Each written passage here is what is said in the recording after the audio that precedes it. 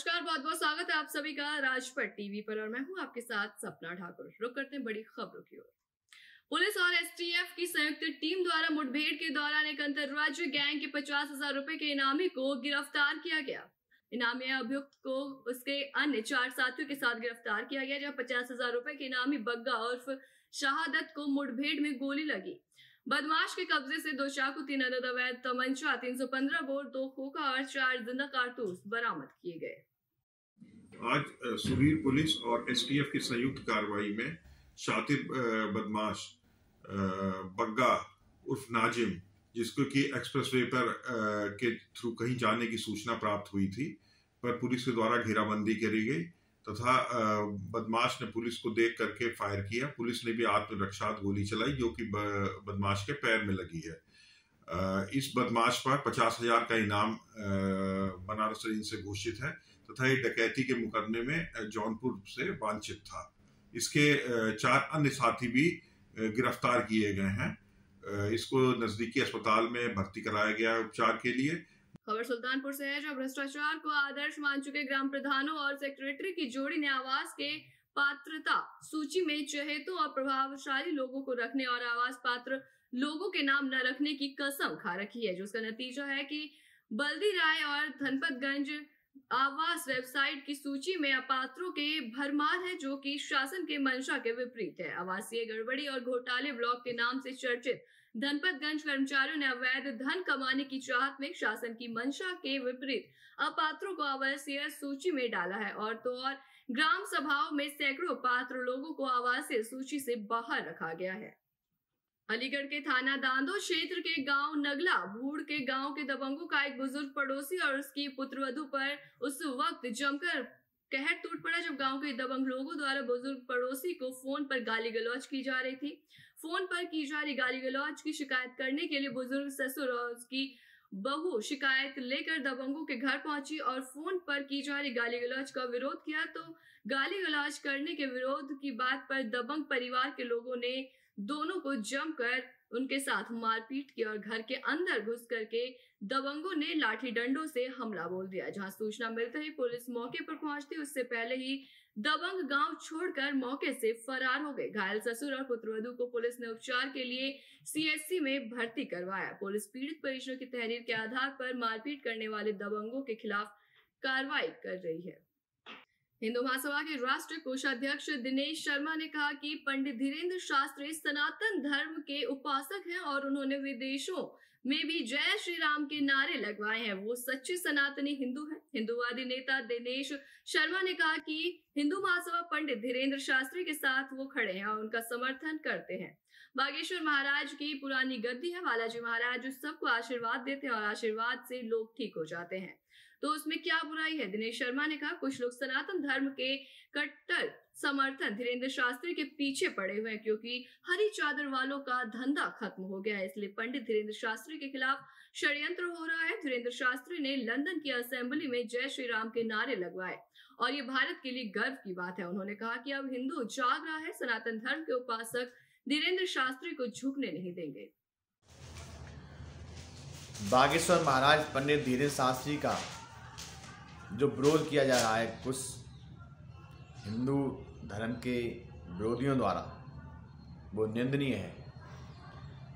पंडित धीरेन्द्र शास्त्री पर बालाजी महाराज की कृपा है और बालाजी महाराज की कृपा से जो मरीज ठीक हो जाते हैं, तो उसमें बुराई क्या है।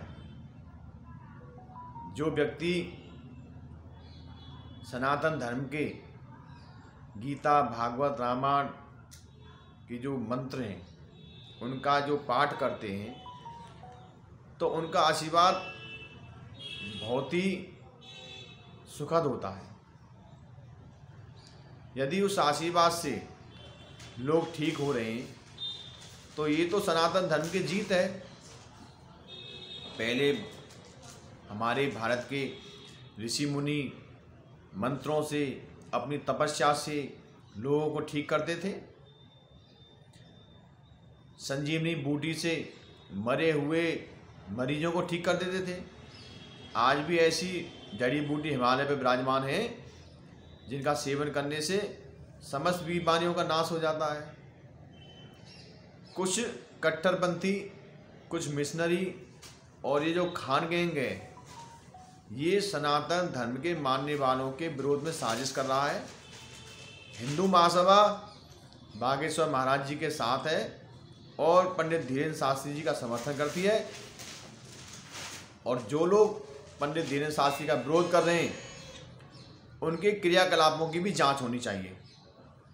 मैं भारत सरकार से अपील करता हूं कि जो सनातन धर्म का विरोध कर रहे हैं, जो सनातन धर्म के उपासकों का विरोध कर रहे हैं, उनकी जांच होनी चाहिए। पंडित धीरेन्द्र शास्त्री ने लंदन में जय श्री राम के नारे लगवाए। ये भारत के लिए बहुत ही गर्व का विषय है। जो व्यक्ति विदेशों में सनातन धर्म का नाम रोशन कर रहा है, उस ऐसे व्यक्ति के भी पीछे पड़े हुए लोग, ये बहुत ही दुखद है। हिंदू महासभा ऐसे लोगों का विरोध करती है जो बागेश्वर महाराज जी के विरोध में है। अलीगढ़ के थाना दिल्ली गेट में अपाचे बाइक पर सवार लुटेरों द्वारा स्कूटी सवार मां बेटी से लूटपाट की गई, जहां महिला और उसकी बेटी स्कूटी पर सवार होकर देर शाम अपने घर जलालपुर की तरफ जा रहे थे, तभी पीछे से बाइक पर सवार होकर आए दो लुटेरों ने स्कूटी पर बैठी महिला के गले से मोतियों की माला में लगे सोने के लॉकेट को झपट्टा मारकर लूटकर मौके से फरार हो गए। जिसके बाद तहरीर के आधार पर पुलिस घटना स्थल के आसपास लगे सीसीटीवी कैमरों में लुटेरों की तलाश करते हुए मामले की जांच में जुट गई है। मैं स्कूटी से आ रही थी दिल्ली गेट की साइड से, तो वहाँ से आते हुए मेरी स्पीड ज़्यादा नहीं थी, ऐसी होगी 20-30 के करीब जी। पीछे से एक आदमी आया, 2 आदमी थे बाइक पे। कौन सी गाड़ी थी? मैंने देखी नहीं, पर वो अपाची बता रहे। आपके साथ में कौन था? मम्मी। अच्छा, क्या हुआ? तो वहाँ से आते में मतलब एकदम मेरे पास ही बिल्कुल बाइक उसने सटा दी, और सटाते हुए मतलब उसने ऐसे हाथ मारा गले पे, और मारते हुए वो मेरी जो चैन थी गले में वो निकाल ली। गले की चैन ले गए आपकी? पुलिस को बुलाया आपने? हाँ, बुलाया मैंने। थोड़ी देर बाद मतलब मैं होपलेस हो गई थी, थोड़ी देर बाद बुलाया। वहीं एसडीएम गुलाब चंद की कार्रवाई से अवैध कब्जा करने वालों में हड़कंप मचा हुआ है। हरैया एसडीएम गुलाब चंद के निर्देश पर अवैध कब्जाधारियों पर बुलडोजर चला। एसडीएम के आदेश पर राजस्व टीम ने चकरौड़ को अवैध कब्जे से मुक्त कराया। नायब तहसीलदार ऋषभ सिंह के नेतृत्व में राजस्व टीम ने जेसीबी से कब्जा हटवाया है। नायब तहसीलदार कानून गो और 6 लेखपालों की टीम ने पुलिस बल के साथ कब्जा हटाया। बस्ती जिले के परशुरामपुर थाना क्षेत्र के बनगवा में चकरौड़ से कब्जा हटाया गया। ऐसी तमाम बड़ी खबरों के लिए देखते रहिए राजपट टीवी, सबसे पहले भारत।